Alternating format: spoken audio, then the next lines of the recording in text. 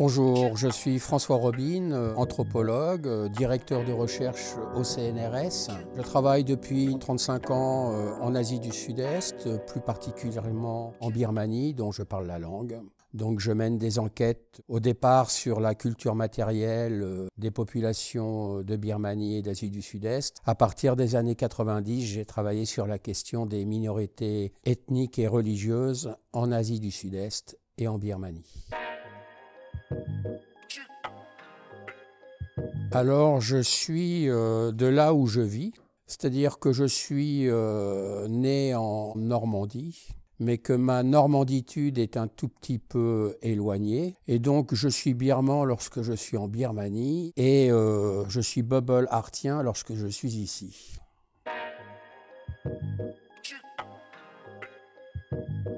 C'est-à-dire, comme nous tous, j'ai des identités multiples et je suis confortable dans aucune d'entre elles, même si on veut me donner une étiquette plutôt française ou plutôt chrétienne ou plutôt birmane. Je suis un peu de tout cela et je revendique toutes les identités que j'ai acquises et qu'on m'a données. En tant qu'anthropologue, on fait une immersion sur le terrain et aller voir des gens qu'on ne connaît pas dans des régions reculées ou proches, c'est pas toujours facile, on n'est pas toujours un poisson dans l'eau.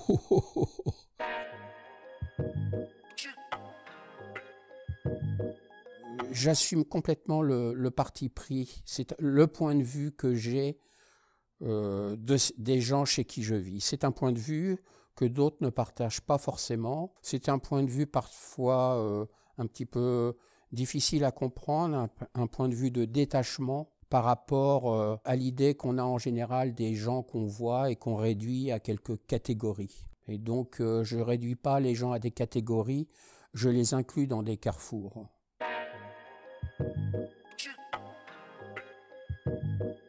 L'accès au terrain a été toujours extrêmement compliqué du fait de la dictature. Et donc j'ai toujours travaillé avec des accompagnateurs, des locaux, qui ne servent pas tellement à traduire, puisque en général j'arrive à revenir sur le birman que je parle, écrit et lis, mais qui sont une porte d'accès, qui donnent confiance à la fois aux autorités, surtout confiance aux gens qui voient un étranger là où ils ne sont pas habitués de voir des étrangers, que ce soit dans les villages des Hautes-Terres ou que ce soit dans les enclaves de Bangkok.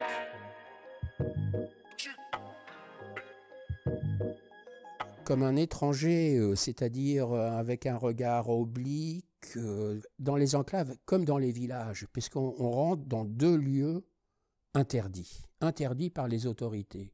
Et donc la première réaction de tous les gens chez qui je vais, c'est la crainte, qu'est-ce qu'il me veut, voilà, quel problème je vais avoir à cause de lui, etc. Mais c'est clair. Et donc, moi, quel problème je vais avoir, disent-ils, mais ma famille, mes proches et tout, parce que ça rejaillit sur l'environnement familial, amical, professionnel, etc. Et donc, il y a toujours cet équilibre d'aller chez des gens qui, finalement, au bout du compte, très rapidement, vous ouvrent grand leurs portes, extraordinaires, et qui n'ont rien, et qui vous font les meilleurs plats du monde, etc., à cuisiner, etc. Et puis la nécessité de faire attention de ne pas les fragiliser ou de ne pas introduire des ennuis qu'ils pourraient avoir du fait soit de la dictature, soit des entreprises qui les emploient.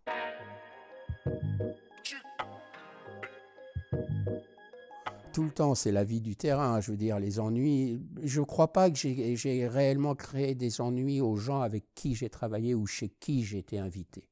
Une petite anecdote, j'étais dans les confins himalayens, au nord de la Birmanie, et ils sont tous devenus chrétiens dans la région. C'est une région aussi très militarisée, parce qu'il y a des conflits ethniques et armés, etc., strictement interdites. Et donc, j'étais là avec je ne dis pas informateur, je dis accompagnateur, c'est-à-dire une personne locale qui accepte de m'accompagner. Et je voulais rejoindre un des derniers villages chamaniques où le chamanisme était encore une pratique dominante dans la région. Et on traversait des régions vraiment compliquées, etc. Et à un moment, c'était trop loin, il y avait une piste. On a attendu des heures et des heures à une voiture qui passe pour faire du stop.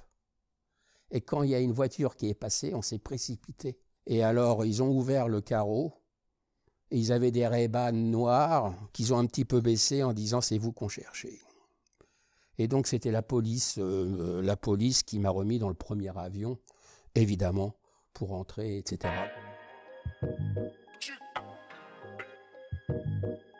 Oh ben, un anthropologue, ça vaut rien. Hein. Un anthropologue, on se demande même l'utilité de nos travaux. Alors, je ne sais pas combien je pourrais valoir.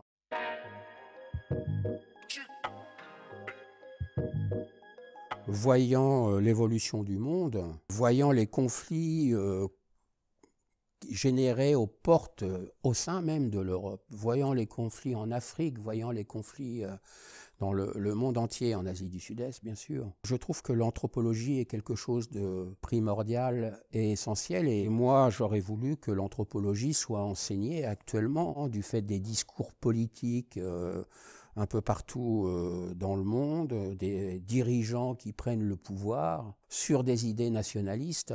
Je pense que l'anthropologie devrait être un domaine enseigné dès le collège pour le regard de l'autre. Et que ce regard de l'autre, c'est pas simplement de dire voilà, t'es musulman ou t'es chrétien ou t'es juif ou t'es autre chose, etc. Ce regard de l'autre, c'est pour dire bah voilà, tout ça, ça existe en même temps. Et donc de montrer que ce beau carrefour social, plus il y a la diversité, plus il y a de la richesse. Bien sûr, là en ce moment il y a tout un discours et je trouve que ça fait partie des choses bien de notre époque contemporaine. Bien sûr, c'est passionnant la relation de genre. Donc pour l'anthropologie, cette relation de genre est centrale et elle correspond à une réalité qui était non dite en Occident, c'est-à-dire le genre, l'homosexualité, l'homme, la femme, le transgenre, et toutes ces catégories, pas ces catégories, cette compréhension de l'humain qu'on n'imaginait pas ou dont on ne pouvait pas parler auparavant.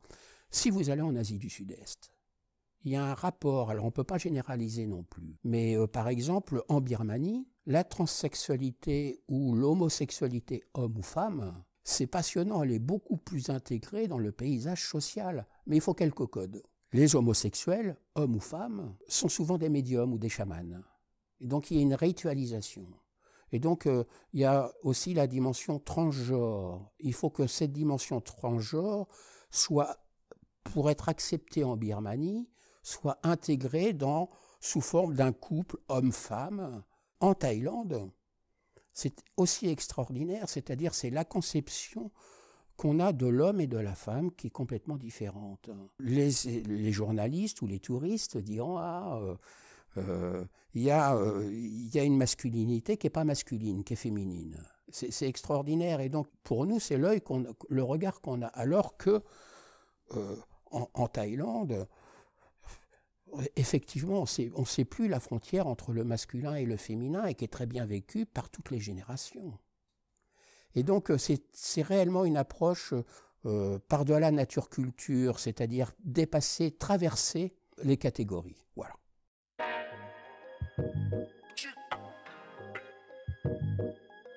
On peut regarder la Lune en montrant le doigt et regarder juste le doigt qui montre la Lune, d'après l'adage bien connu, mais on peut se dire que ce n'est pas suffisant de montrer ça. Il faut rentrer un petit peu de l'intérieur et intégrer la complexité, la réalité telle qu'elle est, c'est-à-dire ne pas séparer, ne pas créer de nouvelles catégories là où on est, mais embrasser le paysage dans lequel on est, d'intégrer les différentes langues, les différentes cultures, les différentes origines, etc. Et voir, et ce n'est pas simplement intégrer, c'est voir comment c'est consistant, c'est voir comment cette diversité de tout groupe, plus ou moins étendue, crée de l'identité. Voilà, c'est mon métier.